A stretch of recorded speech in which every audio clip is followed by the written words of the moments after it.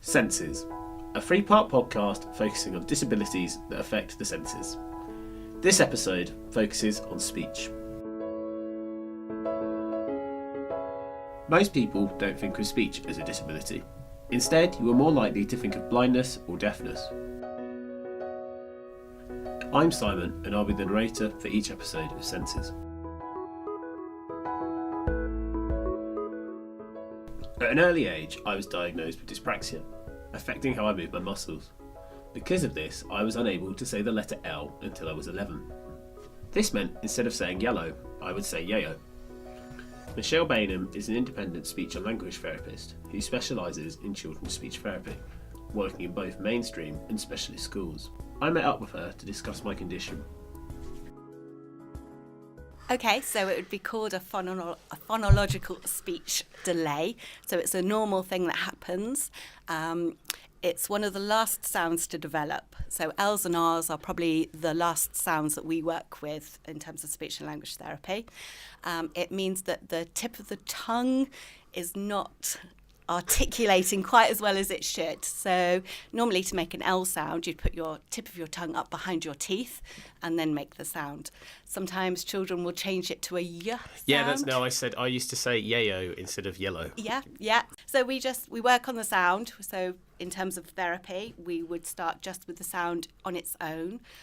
We might teach you, if you couldn't articulate your tip of your tongue, so if you couldn't get the tip of your tongue up, we may say, put your tongue between your teeth, so you'd make a sound like that rather than a sound like that. And it's just a different technique. And from there, once you can get the sound, we then add a vowel. So we'll do things like lie and lay. Then we'd add a CVC, so consonant, vowel, consonant structure. Yeah. So then you move into like things like laid, little, become more and more complex. And that's how it kind of works. Although my case is nowhere near the worst, speech therapy is rarely spoken about, and as a result, I want to share my story. With me now being 20, I don't fully remember the details of my speech development, so hopped on a train to Norfolk to speak to my mum. I think you were in about year 5 or year 6 when you started having speech therapy because it was worrying you. Was it me, or was it the, I can't remember her name, the head teacher? Well, you spoke to the head teacher, said that people were taking the mickey out of you because you couldn't say L. I thought she was the one who said that I should go. I can't remember. No. Was she not? Well, she spoke to me and said that you had spoken to her because you'd been upset in class or something. It took me 3 to 6 months of speech therapy to learn how to say my L's, but for some, it takes much longer. Michelle describes the process of working with children. There is always speech sound difficulties. They might not be your primary area of concern though. So sometimes children will need work on understanding. So until children can understand a word, they can't use a word. And if they can't use the word, they might not be able to say the words. So there's building bricks towards speech and language therapy work. So we often start with their levels of understanding. If they understand, then we move up to expressive language skills. So putting words together to make short phrases. So we'd expect by the time children are in reception year that they would be using 4, 5, 6 word sentences. From there, once the language side is secure, we would then target the speech sounds. The most common speech problem is stammers, with 5% of children having a phase of stammer at some stage in their speech and language development. There are a range of factors that can cause stammering. We spoke to Sarah and Sam, who both had stammers for very different reasons in school, but were able to overcome them. I think there were videos of me from when I was like 2 or 3 and you couldn't really pick up on it. But you know when you get toddlers who just kind of have one anyway, or people in like nervous situations will have one, and it was only in a nervous situation, say like if you were in a class and you had to like say something out loud or whatever, or if you had to like speak out loud from like a paragraph out of a textbook or whatever. I hated doing that, but then people would panic on that anyway. But yeah, I'd say it was probably from since I could start talking maybe. For about a year when I was maybe 6 or 7. What was the reason for your stutter? I don't know. I do not know to this day. I went to speech therapy when... How old are you in year 1? 5? 5, maybe a couple of years older maybe. No, I think I went from year 1 through to year 2, because I remember it wasn't when we were in year 3, although I don't think I ever got told a reason for it, and I've never really investigated a reason.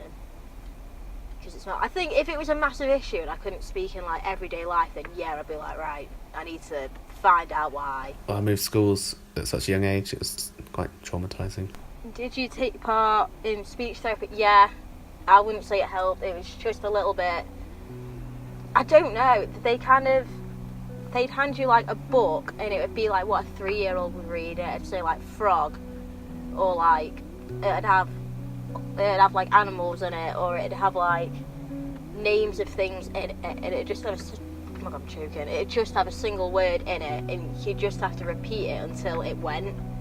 And you'd take them home every week, and you'd read them at home. But for me, it did not make like the slightest change at all.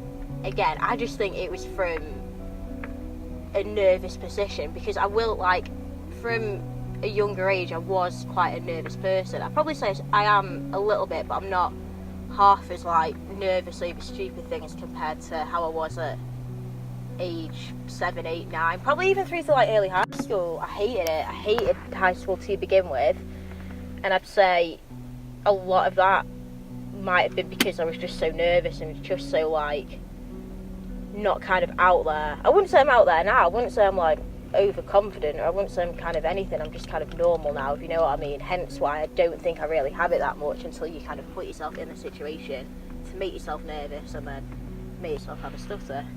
No, but it might have helped. I don't know. How did I overcome it? Do you know what?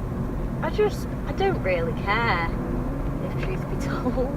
I think if you care about it, you're more than likely to panic over it, and it's more likely to become an issue for you to kind of panic over in everyday life. And I don't really see the point.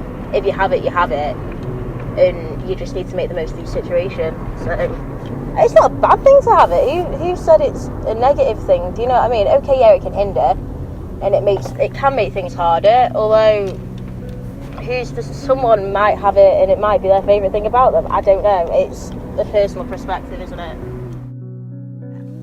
I settled in, made some friends, new school, got used to it. Stammers are common in children of school age and can have a range of causes, as Michelle explains. There's a lot around the emotional and psychological well-being of the child, and Michael Palin Centre do a lot of work around that kind of area, and especially with the families as well, to make sure that there's a lot on confidence. It's very intimidating, I think, if you've got a stammer, to be asked to stand up in front of people. School's very demanding. You have to do lots of speaking and listening. Secondary school is demanding in terms of oral presentations. And if you have a stammer or at risk of stammering, that anxiety that you might stammer just puts on so much pressure. So yeah, I think there is a lot around anxiety. We do a lot on confidence, and sometimes reading for stammering children is easier. So sometimes we'll suggest that they read rather than speak. This goes hand in hand with Sam's stutter, which started when he had to move schools. Although every child is different, there are a range of methods that can be used for treating a stammer. She explains some of the treatments that are used to aid those who suffer from stammers. Yes, I suppose it is a specialist area, so the therapists are specialised in specific techniques. From a mainstream school point of view, we give lots of recommendations because there's quite a lot of environmental factors that impact on stammering.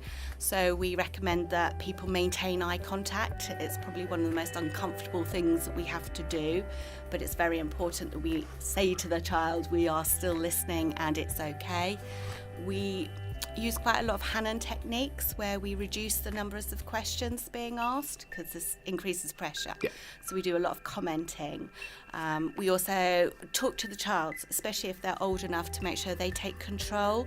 So if they get anxious about answering a question in class, we might say, well, how would you like to answer it? Would you like to be told when your turn is coming? Would you like a choice question? So that they can build up in confidence.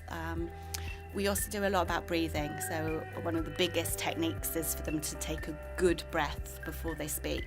And we give lots of visual cues, so we'll put our hands on the chest to remind them to maybe stop if they're stammering quite badly so that they can take a breath. Fortunately, stammering never affected me. Instead, I underwent therapy to be able to say my L's, as I felt motivated to overcome some of the bullying I'd experienced.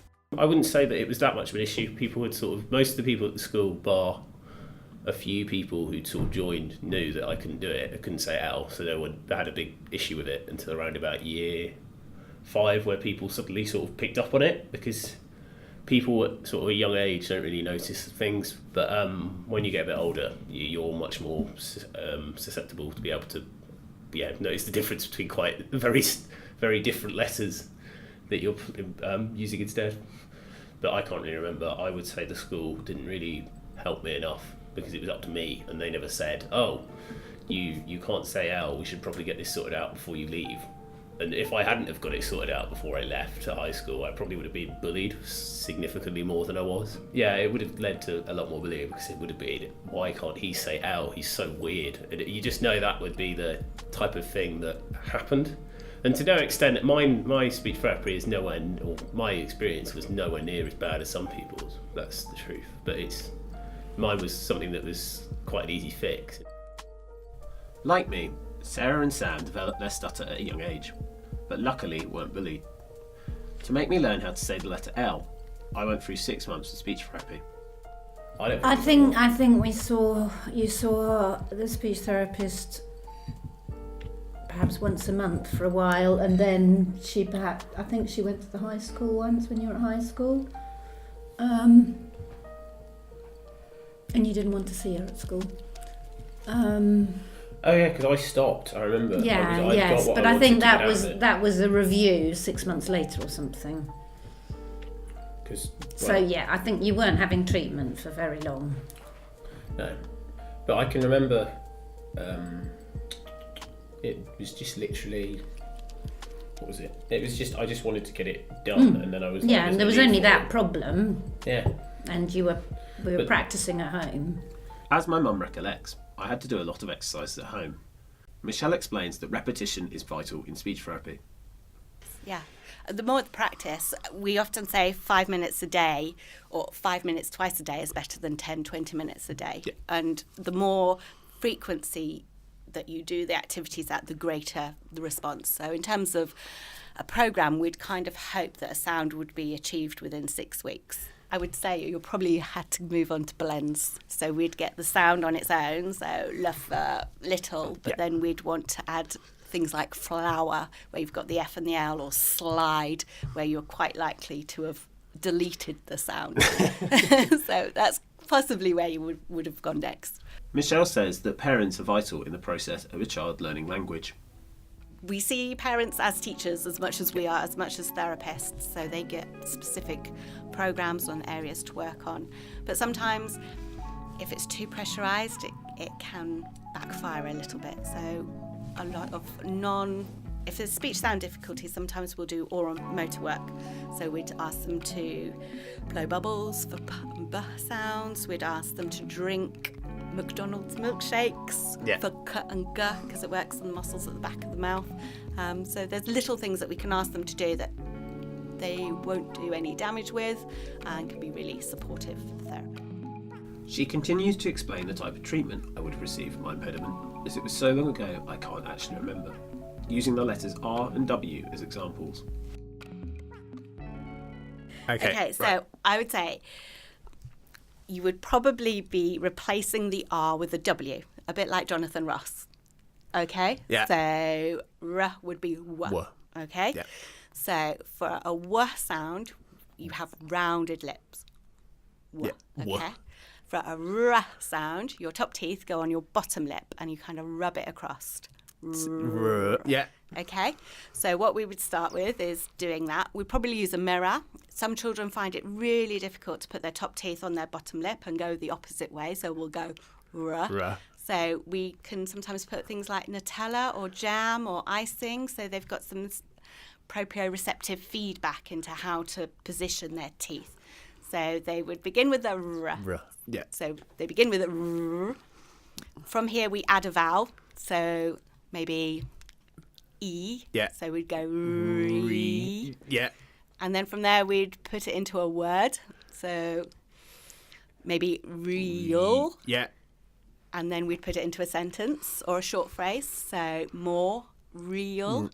And then we'd do a sentence. So maybe the real life. By speaking to Sarah and Sam, it is clear that speech and language development is an issue that a lot of people go through, but is not documented enough or considered a disability. This may be because it is so common and easily treatable through speech therapy with therapists such as Michelle. Bullying seems to be common for many, and is something that I went through myself, but in a way it worked in my favour, as it gave me the motivation to overcome my speech impediment. Although Sarah, Sam and I do not see impediments as a disability, in the future I would like to see more in the media about speech impediments so that they can be more widely recognised and accepted in the public eye.